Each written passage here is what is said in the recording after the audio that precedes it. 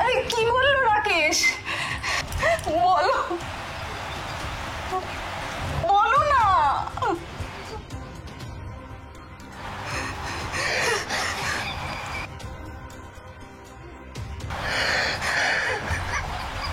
রাকেশের phone থেকে ransom call এলে সোমনাথ বাবু ঘাবড়ে যান, কি করবেন বুঝতে পারেন না। তিনি তখন শরণাপন্ন হন তারই কলেজ জীবনের বন্ধু অনিমেষের।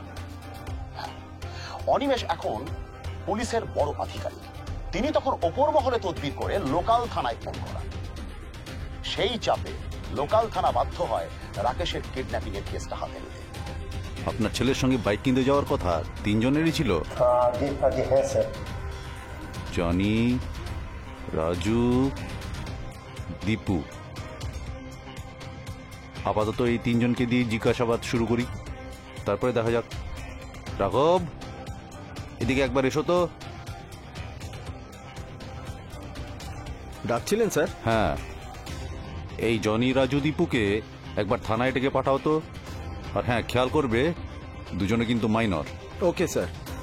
আর হ্যাঁ, রাকেশের টাওয়ার লোকেশন ট্র্যাক করতে দিয়েছো? হ্যাঁ দিয়েছি, কিছুক্ষণের মধ্যেই খবর পেয়ে যাবো। আচ্ছা ঠিক আছে, এতে তিনজন গিয়ে থানায় ডাকো, দেখো কি বলো। Okay sir.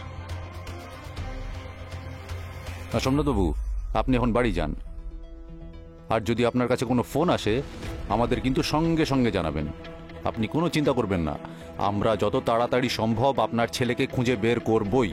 Sir please please একটু দেখবেন স্যার।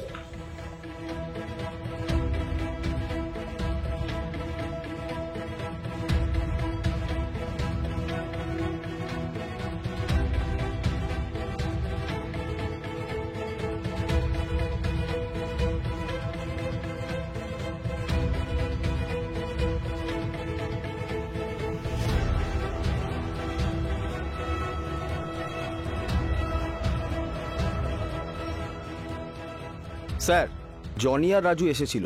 ওদের দুজনের একই কথা। জনি, রাজু আর দীপু রাকেশের সাথে সেদিনকে বাইক কিনতে যাওয়ার কথা ছিল, কিন্তু বাইক কেনা হয়নি।